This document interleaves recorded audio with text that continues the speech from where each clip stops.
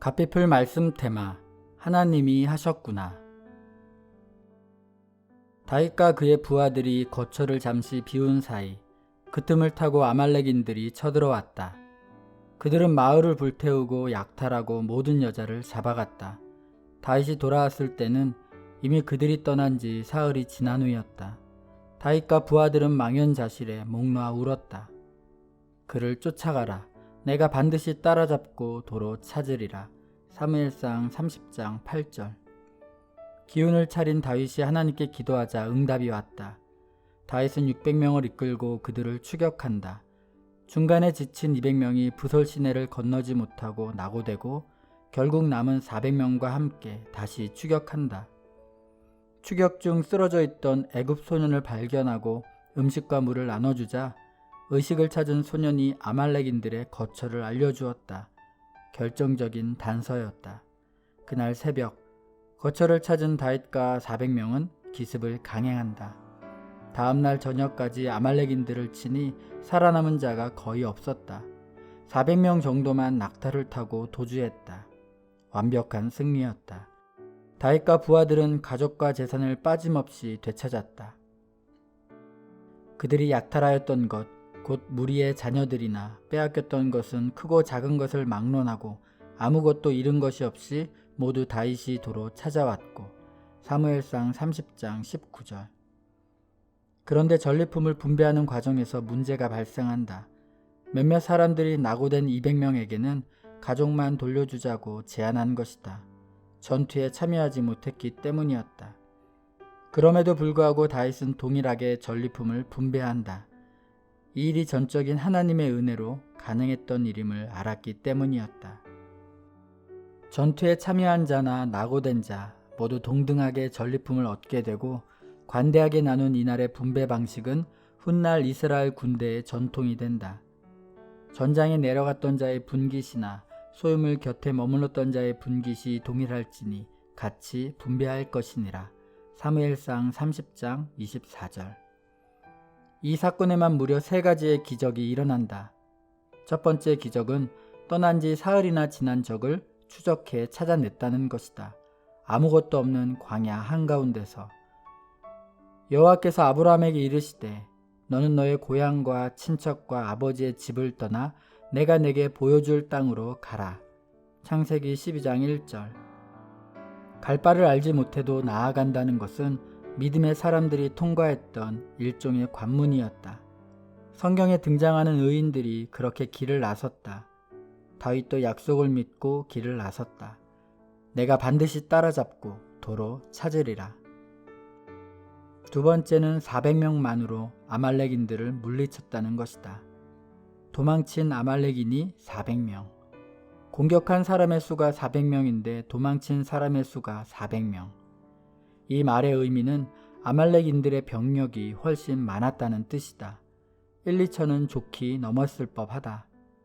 어쩌자고 다윗은 수적 열세에도 불구하고 공격을 감행했던 것일까? 자신과 부하들의 싸움 실력이 출중해서? 이유는 오직 하나, 하나님이 약속하셨기 때문이었다. 내가 반드시 따라잡고 도로 찾으리라. 세 번째는 빼앗긴 모든 것을 잃지 않고 되찾았다는 것이다. 임진왜란, 정유재란, 정묘호란, 병자호란 등 많은 전란을 겪은 조선의 역사 속에는 인질로 잡혀간 수많은 사람들의 기록이 있다. 인질로 잡혀가는 사람들의 절반은 가는 길에 다 죽었다고 한다. 인질에 대한 처우나 끌려가는 여정이 고됐기 때문이었다. 그런데 광야의 사흘길을 끌려간 아내와 자녀들을 한 명도 잃지 않았다고 한다. 그야말로 기적이었다. 이 또한 하나님이 약속하셨기 때문이었다. 내가 반드시 따라잡고 도로 찾으리라. 3가지 기적의 공통점은 하나다. 하나님이 약속하셨고 약속을 이루셨다는 것. 다윗도 이를 잘 알았다. 이 일이 가능했던 것은 자신들의 추격 능력이나 전투 능력 혹은 인질들의 뛰어난 체력 때문이 아니었음을, 처음부터 하나님이 되찾을 것을 약속하셨고 그 약속을 이루신 것 뿐임을, 그렇기에 전리품도 관대하게 나눌 수 있었던 것이다. 내가 이 군대를 추격하면 따라잡겠나이까 하니 여호와께서 그에게 대답하시되 그를 쫓아가라. 내가 반드시 따라잡고 도로 찾으리라. 사무엘상 30장 8절. 당신도 약속을 받았는가? 나는 받았다. 강 좌우가에는 각종 먹을 과실나무가 자라서 그 잎이 시들지 아니하며 열매가 끊이지 아니하고 달마다 새 열매를 맺으리니 그 물이 성소를 통하여 나옴이라. 그 열매는 먹을 만하고 그 잎사귀는 약재료가 되리라. 에스겔 47장 12절. 내가 성령으로 충만하면 내 작품이 사람들을 치유하는 약재료로 쓰일 것이라는 에스겔서 47장 12절 말씀을 약속으로 받았다. 감동적이었다. 하지만 현실은 어떤가? 약속과는 정반대이다. 현실은 사흘길을 뒤처졌고 수적으로도 열세이고 인질 같은 처지이다. 하루에도 12번씩 포기하고 싶다. 어쩌면 나는 부설시내에 낙오된 200명 중 한 명이 아니었을까? 그럼에도 불구하고 믿으련다. 비록 내가 낙오된 처지이고 누군가의 약재료가 되기보다 내가 약이 더 필요한 상황일지라도 약속하신 분이 결국 그 약속을 이루실 테니. 좋은 상황을 조금 더 좋은 상황으로 바꾸는 것은 사람의 힘으로도 가능한 일이다. 하지만 극적인 반전, 완전한 역전, 어둠에서 빛으로 상황을 바꾸는 것이 아니라 뒤집을 수 있는 분은 오직 하나님뿐이시다. 그러기에 오히려 현실은 약속과는 정반대여야만 하리. 그래야 뒤집힌 그날이 왔을 때 여지없이 인정하게 될 테니. 하나님이 하셨구나 라고.